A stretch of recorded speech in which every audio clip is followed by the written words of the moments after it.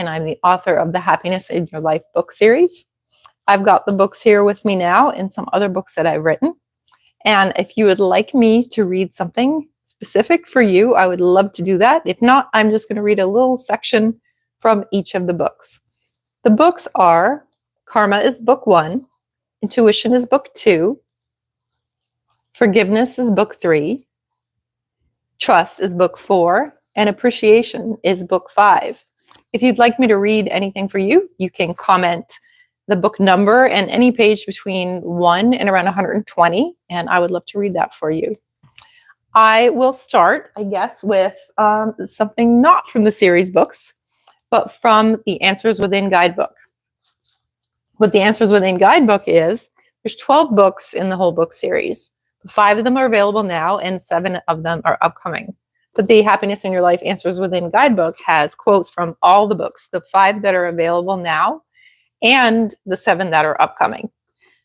So what you do with this book, though, is you don't read it just cover to cover. I mean, you could technically, but you just pick a message. And how you do that is flip to a page or think of a number between 1 and 301, and then flip to that page, and that will be your message of the day. Hi, yes, this is right now, Analia. I told you. I told you I was going to come on. I've been doing Facebook Live book readings on, well, Facebook, but for some reason the notifications aren't going out and the timing's been off. So hi.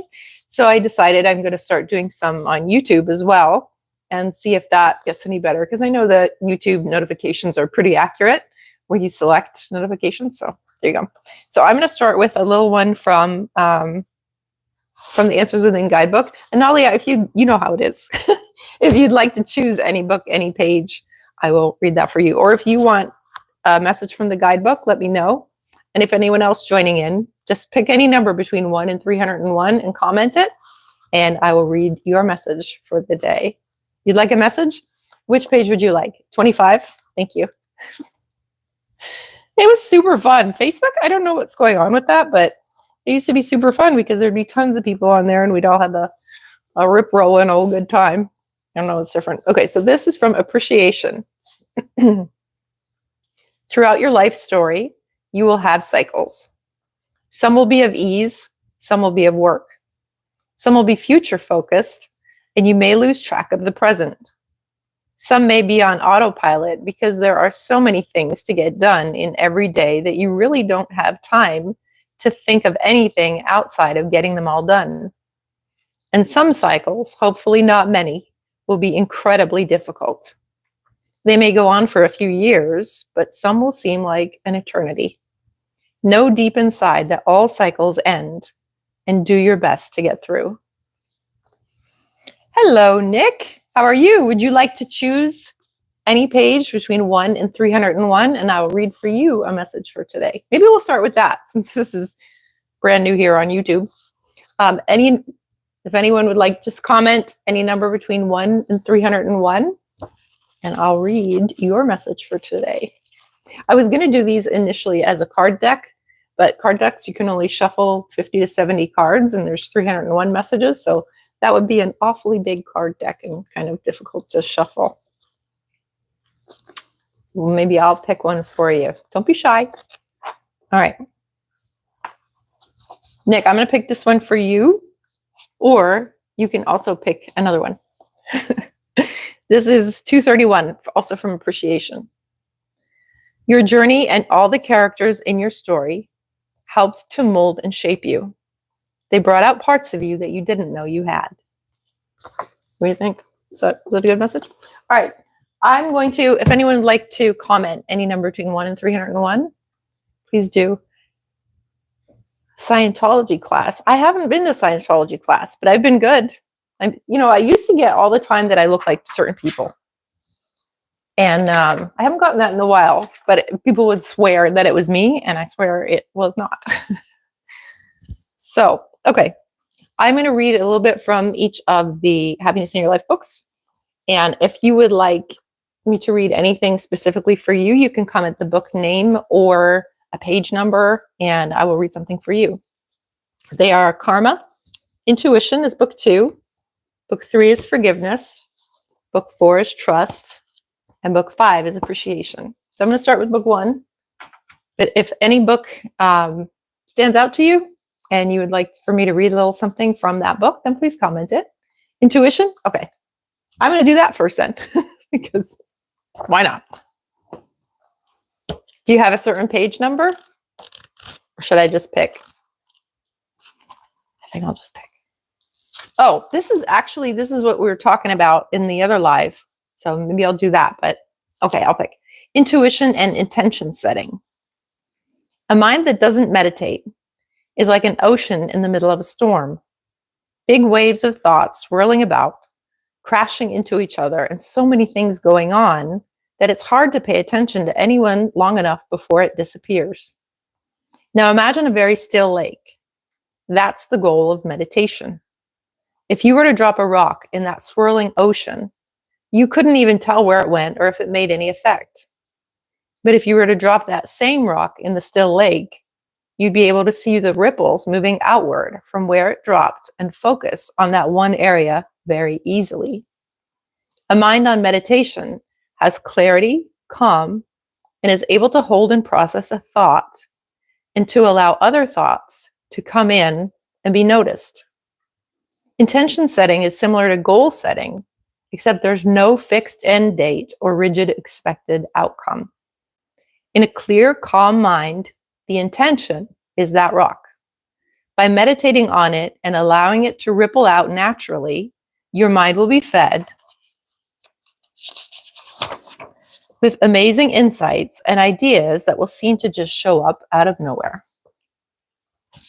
Thank you for choosing that. Oh, this is a different place here. This is a different place in Facebook, that's for sure. I will read from another book. I guess I'll just read from Karma, since it's the next one. Gonna have to get used to this place. All right. Let's see what we picked here. No one is lucky in life. And no one is just unlucky in life. Though all of us have moments of sheer luck or unexpected calamity, for the most part, our lives are all our own doing once we reach adulthood. Do and be your best in every day, and you will continually become a better person. Compare yourself only with yourself. You don't know other people's full story, and there's no need to feel guilty for not being as good as them or in feeling justified for being better or worse in any area. We all walk our own path, and we all have our own lessons and challenges to face. You see in the comments too, Analia? Bizarre. The more you focus on yourself, the better you will become. Those negative relationships in your life, or possible future ones, you don't even always have to remove people once you focus on yourself. People will only treat you the way you allow yourself to be treated. If a person has control issues, they only want to be around people who they can control. If a person has self-esteem issues, they only want to be around people who they can talk down to and who will take their verbal abuse. These people can be bosses, coworkers, friends, or even family. These negative types of people cannot stand to be around people who have a healthy self-esteem or people who are confident in their self-worth. The more focus you put on yourself to discover your own beauty, strength, and talents, the more they will not be able to stand being around you. They may even become even worse to you or accuse you of being egotistical, full of yourself, or out of line. There's no need to argue. As for them, this is their truth. To them, you are only a projection of what they believe in their world. If their world is full of mistrust or anger, nothing you can do will please them for very long. That is from Karma, a little bit there. And next, I'm going to read a little bit to you from Forgiveness. If anyone would like a message of the day, just comment any number between 1 and 301, and I will read you a message of the day from the Answers Within guidebook.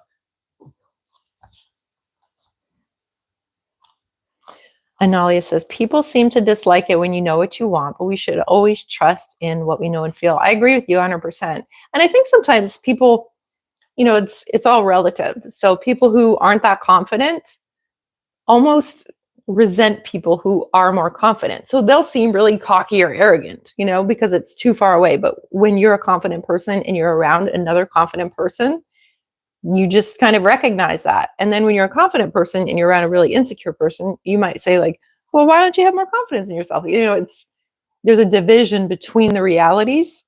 So yeah, so I agree with you. It's not something that you should change. If it's something that if you're really aware, know yourself and love yourself, or even like yourself, then knowing where you are and knowing that it's a good thing, if someone sees something that is positive in you, but they see it as something negative, it's not going to affect you.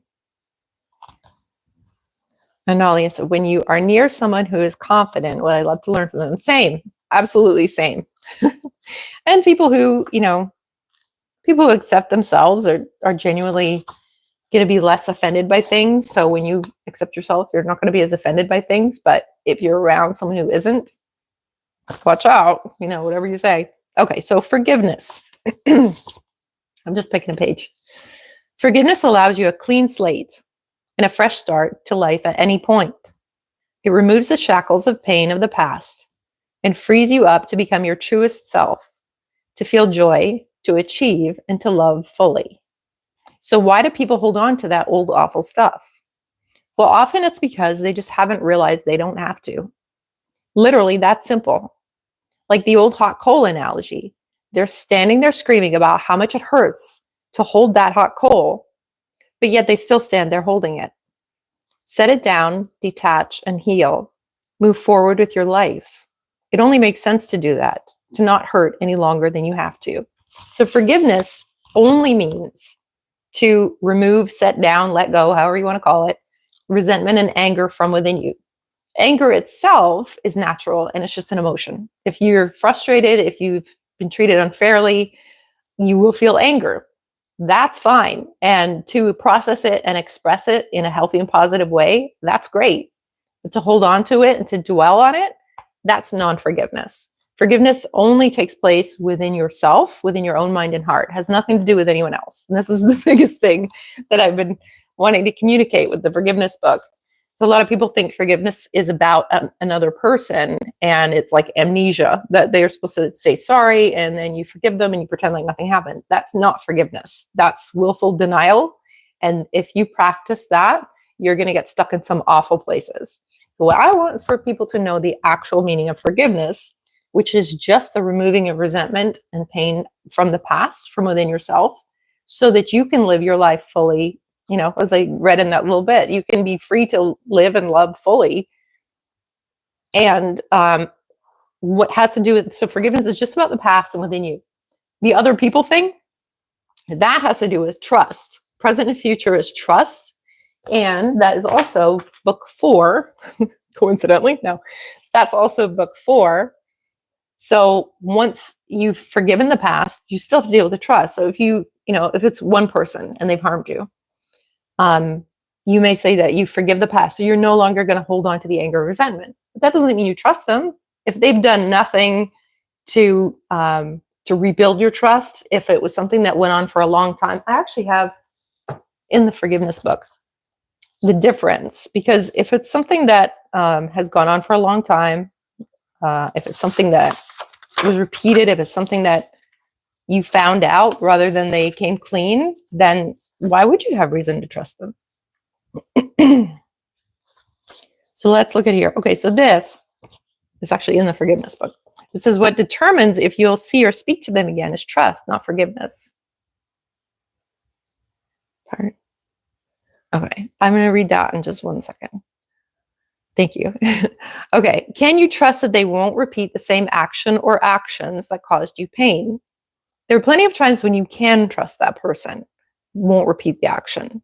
If it happened by accident, if it really was a miscommunication, if they show true remorse and not just a weak apology, if they make amends, if they promise to be transparent, or if they take responsibility for their action or actions, many things would provide the trust to continue the relationship. Maybe not the exact same as before, depending on the situation.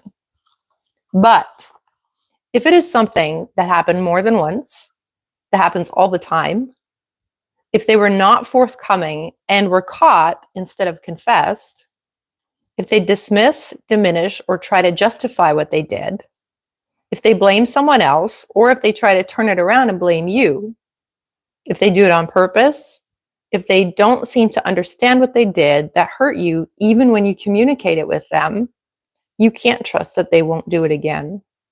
In fact, they likely will.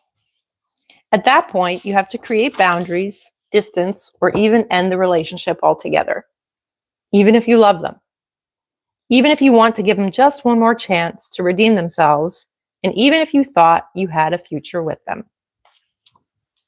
Hi, Leanna. How are you? Thank you for being here.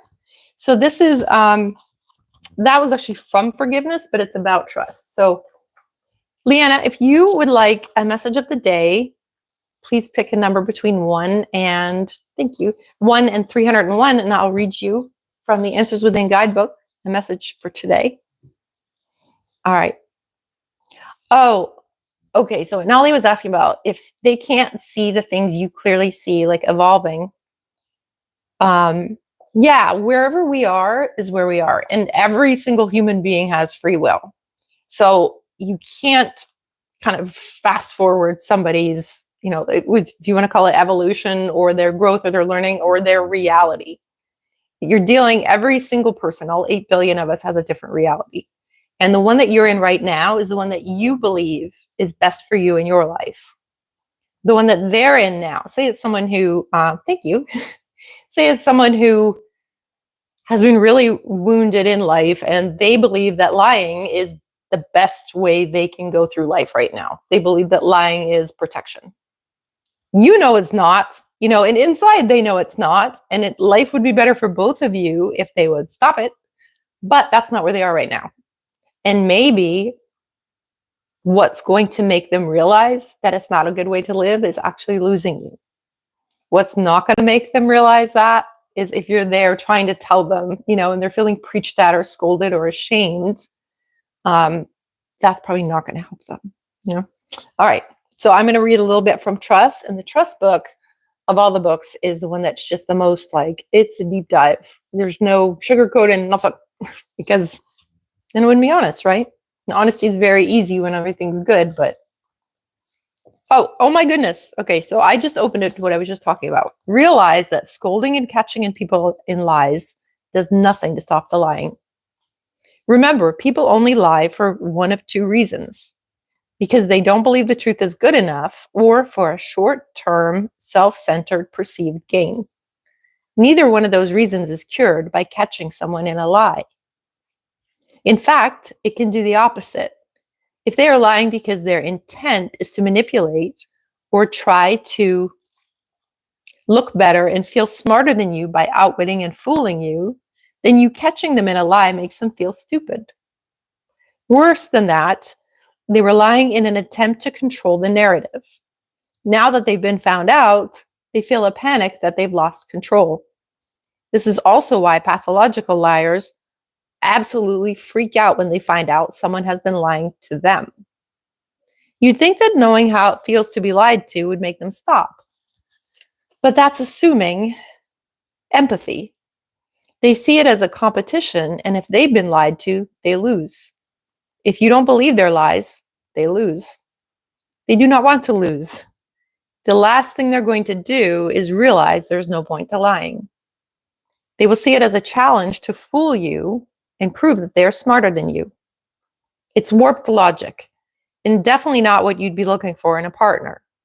It's a belief that you are against them and that they have to be in control of what you believe is true to keep you around and keep them feeling like they're holding the reins. That's a little bit from Trust. And then we have Appreciation. Thank you so much for being here, by the way. I appreciate you. Hello, B. Johnson. Yes, round 2. Were you over in Facebook?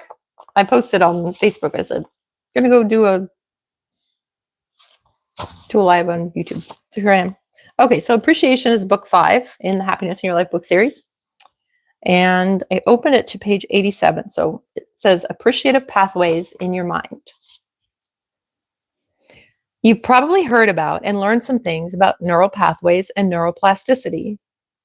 It used to be a common thought that once your brain was formed, it was formed and game over. But the past few decades, a lot has been learned about neural pathways and how they can form and reform throughout our lives. Neural pathways are essentially the route your thoughts go when new information hits your senses. The more formed they are, the deeper they are, and the more likely your thoughts will travel down them than any other path that's possible. So think of a big field with a river that runs through the center of it. During a hard rain, the water will go everywhere in the field, but once the field is saturated, it will move towards the river. It will fall down the banks and flow forward, causing the river to swell, widen, and deepen. If you wanted the water to flow on any other path in the field, it will take time, effort, and work. You'd have to dig deeper than the current river and keep digging all along the new path. So if your beliefs have been that you're not worthy of appreciation, that's the original river. All the events and people and conversations of your life have been the rainfall. All have gone into that river and made it what it is today. Deciding you are worthy of appreciation is your first hole dug, but that doesn't make for a whole new river. You'll have to work at this for a while with conscious effort to create a new river. Journaling and reflecting on your automatic responses to see where you are and your role in the recreation of the pathways that lead you to feeling unappreciated.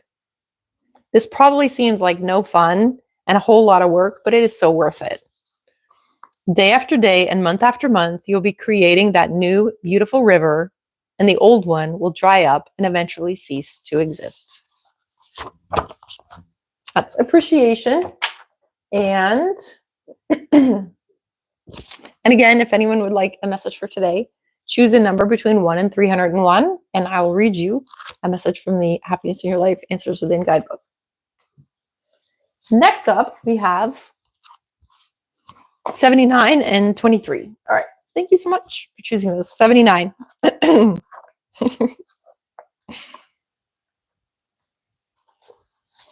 It's funny. Okay, 79 is thoughts and words.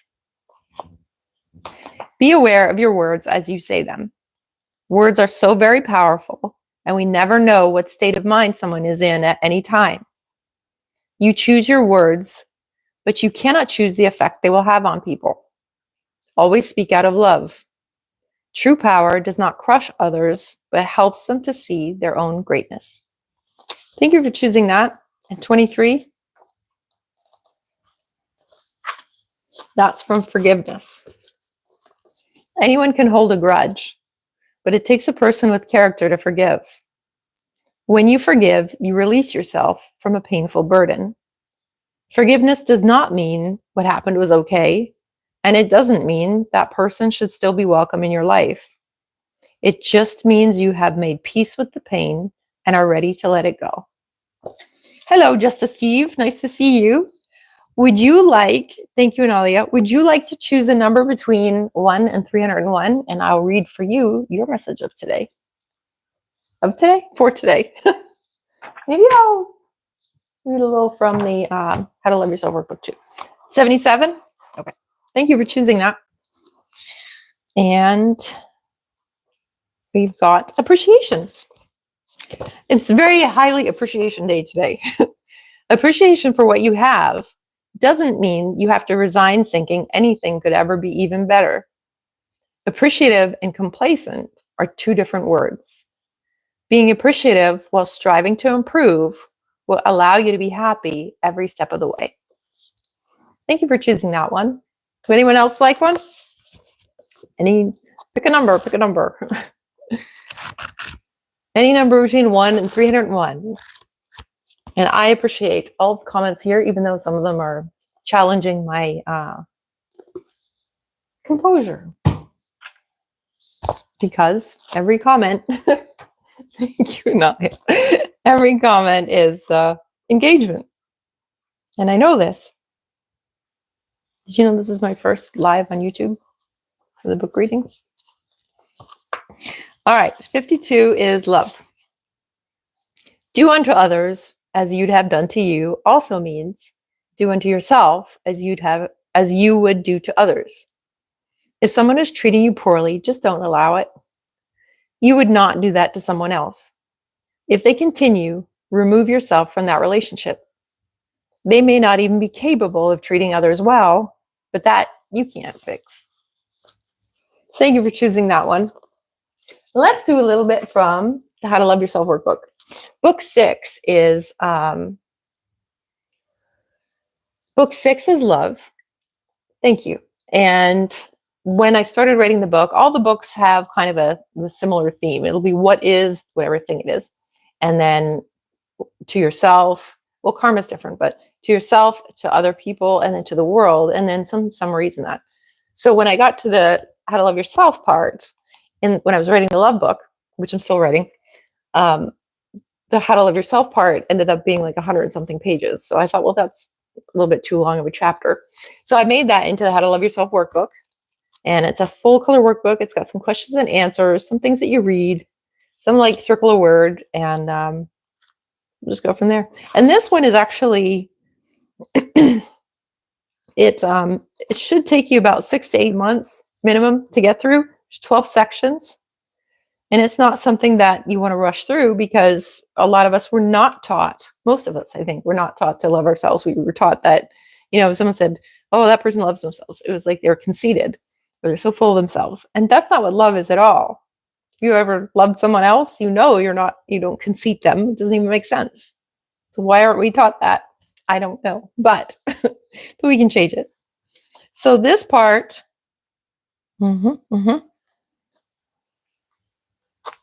I'll read this part. Okay, this is actually what I was just talking about. So thank you, Steve. Love yourself first. Never confuse self-love with a big ego. The two are entirely different. A big ego requires a person to think they're better than others, and they will actively seek to put others down in order to keep that perception. Self-love means you are your own best friend and that you love, accept, consider, encourage, and care for and believe in yourself. Through that, you are able to fully appreciate this life that you've been given, and that appreciation radiates outward in all that you do. You cannot receive true love until you love yourself first. We see only a reflection of ourselves in other people. You will only accept the love that you feel inside.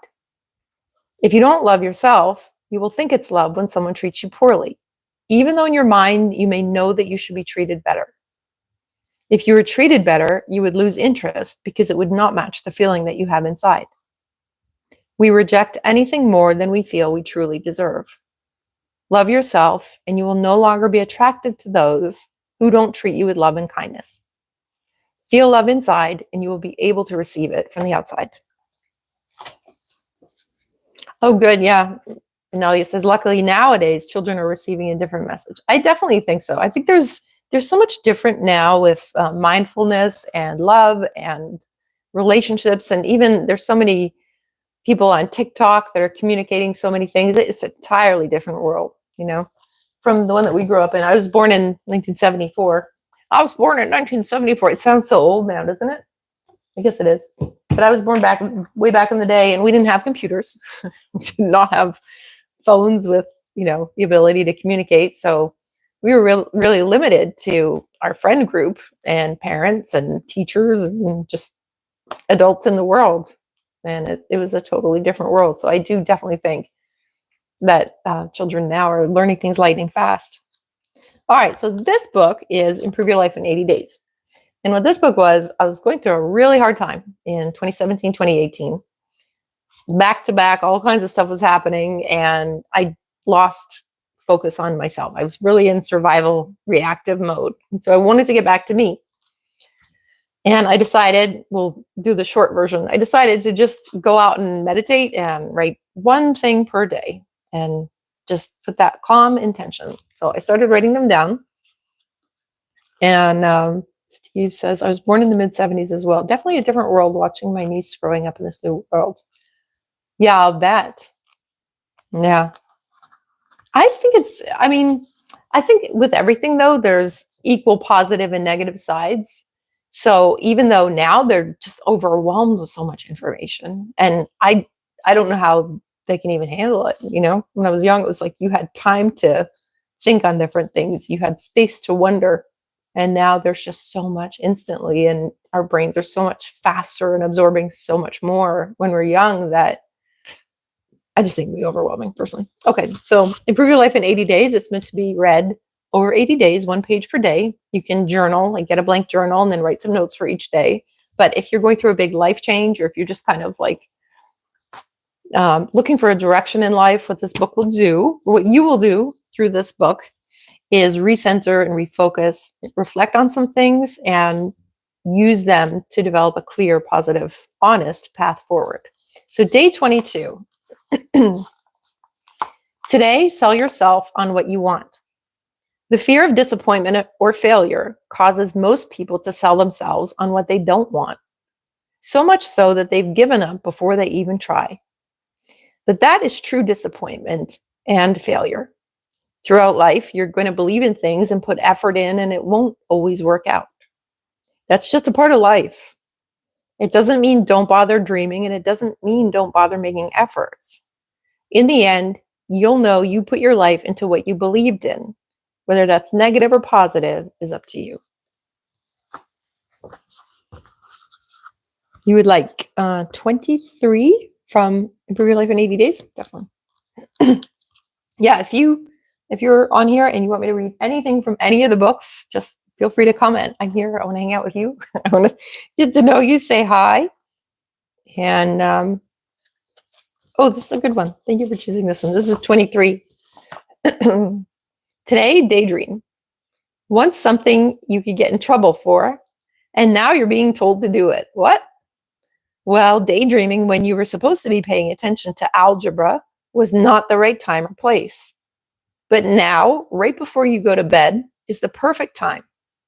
Imagine yourself in great health, having a great time, surrounded by great people who you love, or even alone, depending on what you feel like.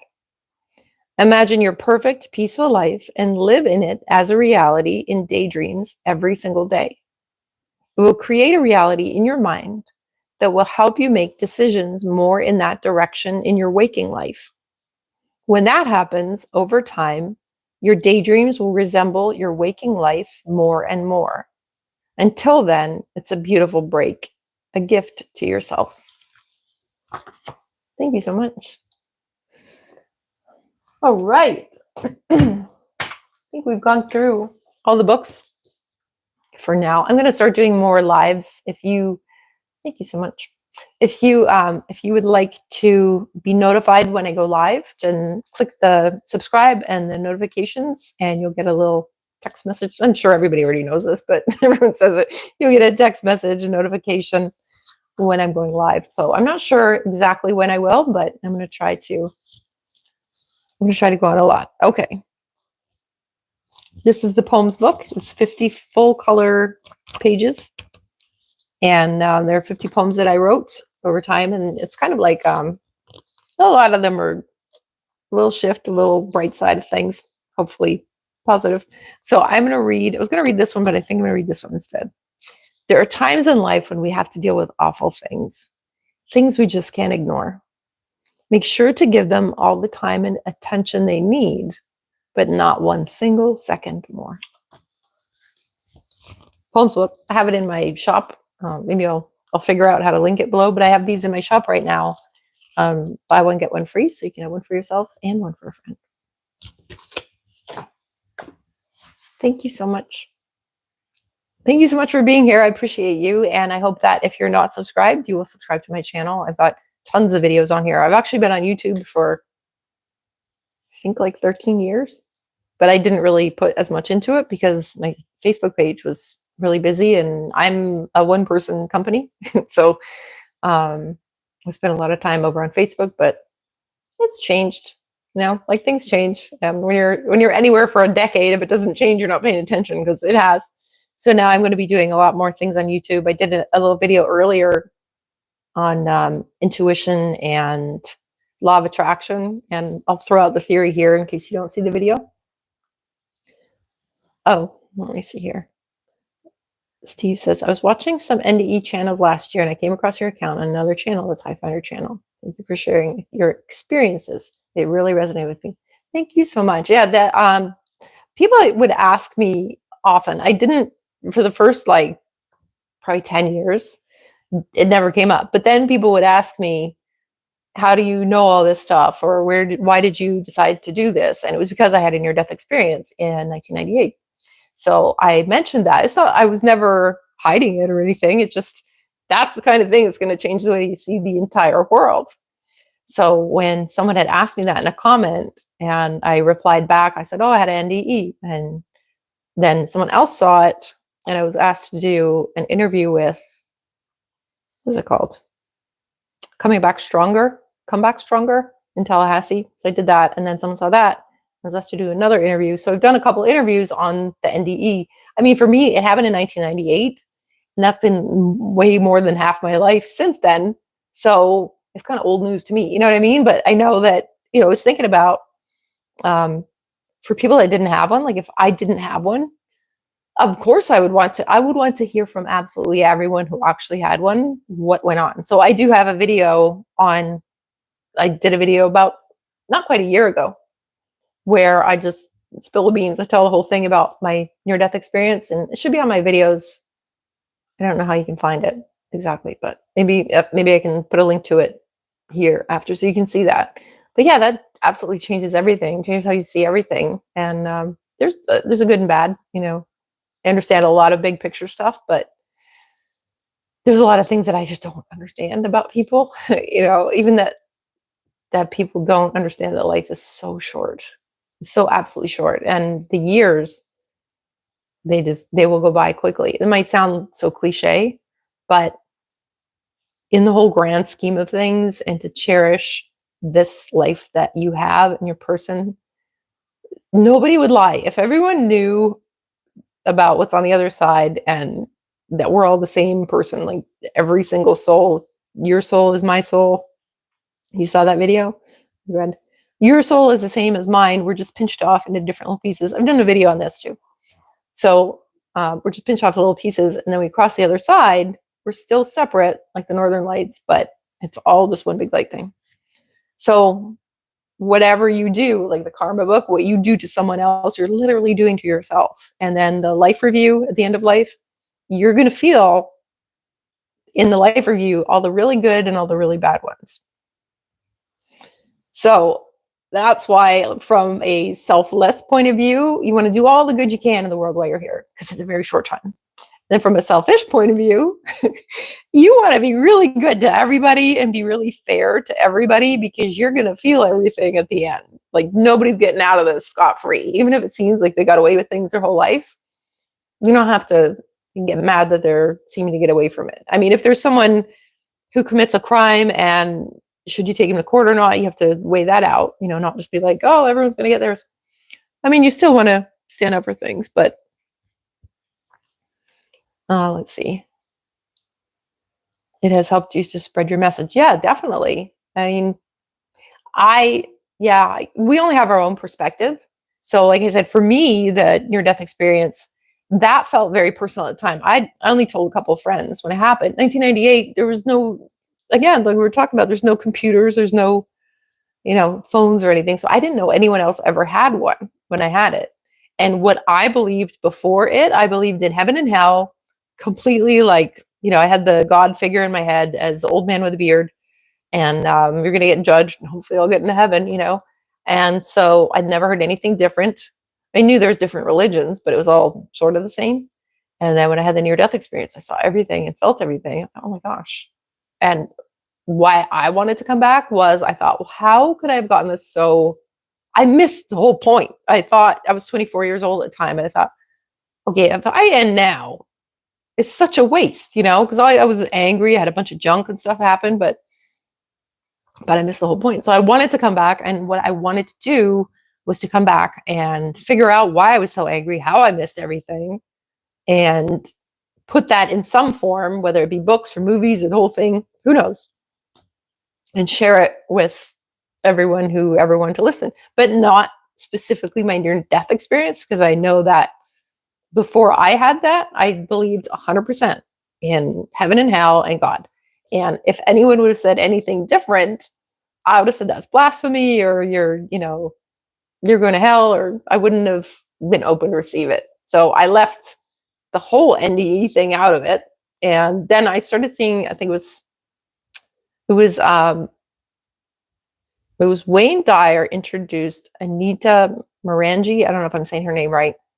And she had said that she had a near-death experience. And I was like, oh, she had one too. And I literally was thinking, like, that's the second person that had one. And then I see a lot that there's lots of people that have had them. And when I was asked to do the interviews after the first couple, sorry, I'm losing my voice, they were from near-death experience channels. So I shared on there. And yeah, I mean, I would talk to anyone. It's not, there's a couple of comments on the videos where people say, oh, she had near-death experience. Now she thinks she knows everything. No, I don't. It happened so long ago that that's how my life's been since. And the near-death experience itself is so short. It was like one night in 1998, Ask me about my favorite movie, I would probably have as much about to say it, but it's the perspective that's different. And so that's what all these books are. It's the whole treating everyone as if they are yourself, because they are, and not letting someone else, like if you allow someone to treat you poorly and it makes you feel so terrible, what's actually happening is you're going to make them be in a lot of pain. They may not be able to see it now, but the best thing that you could do for them is not to, what is it called? Kill them with kindness and never give up on someone and all that stuff. No, the best thing that you could do is distance yourself so that you're not going to be putting them through the pain that they're putting you through in their life review, because it hurts. So yeah, but I've got the 12 books. That was, it was actually, when it really started, it was going to be one book with 12 chapters. I thought that's what I had. And then I started writing Karma, and that ended up being like 140 something pages. And I thought, well, that's kind of a long chapter, isn't it? So it ended up being 12 short books. And that's why it's taking longer. I thought I only had one book in me. That was 14 years ago. So they're the 12 chapters, which ended up, that's going to be 12 books. They are Karma is book 1. Intuition is book 2. Forgiveness is book 3. Trust is book 4. Appreciation is book 5. 6 is love. 7 is thoughts and words. 8 is power. 9 is time. 10 is faith. 11 is self-worth. And 12 is happiness. Let's see. And then I said, yes, I understand how the NDE has changed you, but also you have the way to explain, which is so clear and to the point and simple. And Rich, oh, thank you so much. I try. I mean, sometimes, thank you for saying that, because, okay, so here's the thing. This is also in another video, but you have, some people call it like the spirit, the spiritual people. They'll say you have the spirit and the ego, and you have to have an ego death and just live as a spirit and completely discard your person that they call the ego. But it's not just an ego, it's a whole person. And the person is the finite, limited time special. But it's very special. You, the person watching this, you have ancestors and, your parents, your grandparents, all these people. You think about all the stuff they went through, different wars and conquests and famines and plagues and all this stuff. And they somehow were able to survive and, have another generation till it got to you. That's not garbage. You shouldn't just, well, you can do what you want, but it's free will. But you should cherish all of that and all the things that, the good and bad things that have been passed down to you. The best thing that you could do to honor your entire ancestral line that made this person is to heal the things that are, present that could be passed down. And you could think it's just from your parents, but actually it maybe had some kind of actual good function in their lifetime or in their parents' lifetime. And it's just been passed down. And I call it a vestige, because in biology, that's what it is. Like a tailbone is a bone that used to be a tail until it evolved. The need for it wasn't there anymore. So now it's evolved down to be a tailbone. So a vestige, maybe say, lying and hiding things.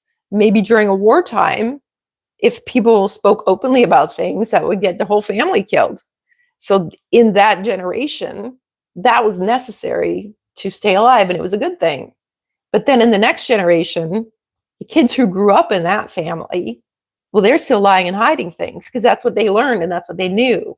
But what gets you through times of survival and is totally necessary can totally destroy or damage severely when it's not a time of survival. So and then you can't thrive. So in a normal, healthy time, when a non-war time, if you have a family that's keeping secrets and lying to each other, they're completely broken. So that's what I'm saying about the things that, just as Steve said, vestigial tale. Jason Alexander's character had one. Yeah, I remember that. I remember that movie, Shallow Hal. There's a lot of vestiges. Even this is from How to Love Yourself workbook. This is turning into a chat. So this is about relationship dynamics. I know it's in here somewhere.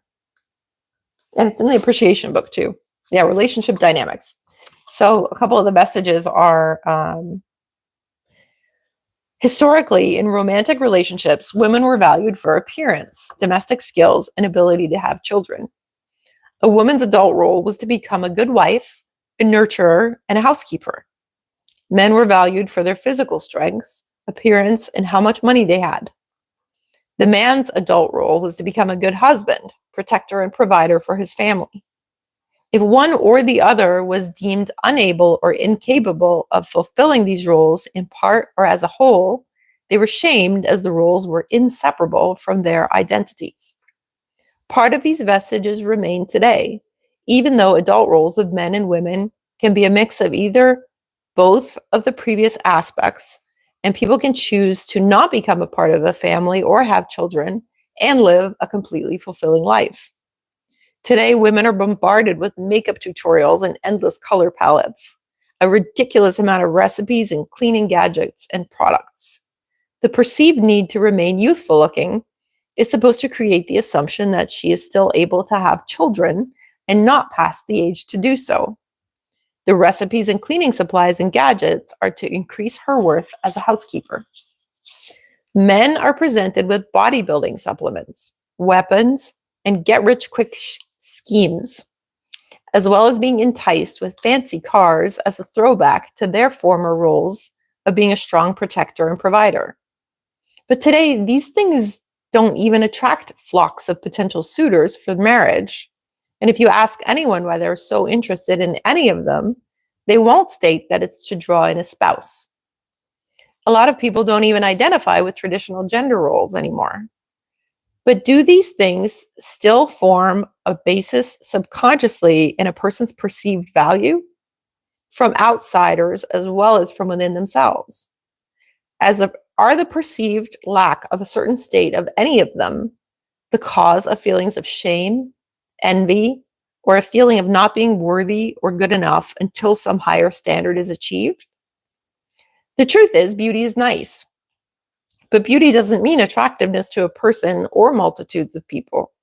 A beautiful sunset is not sexually attractive, not even to the moon. A beautiful flower is not one that gets asked out on dates a lot.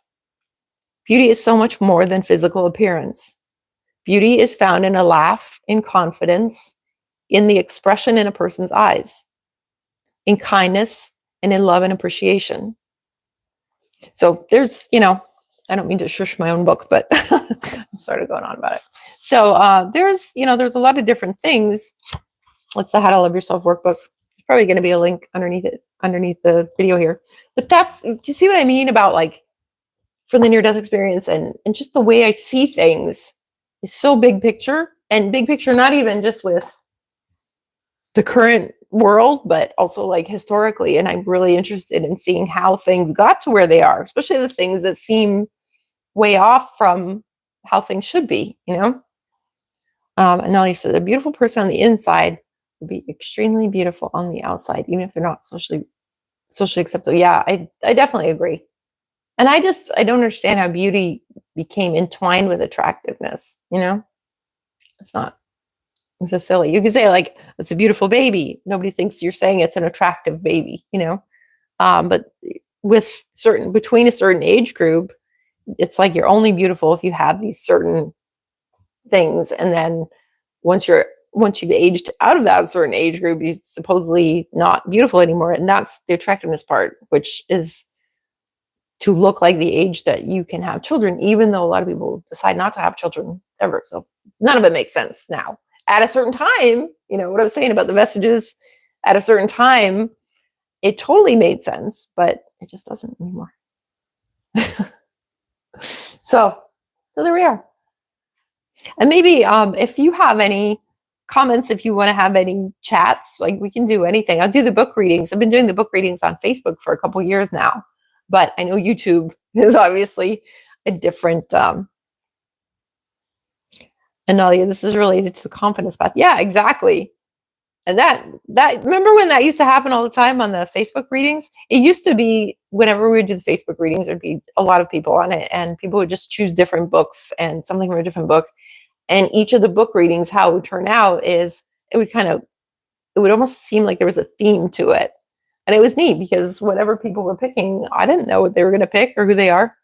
So, but you know, times change.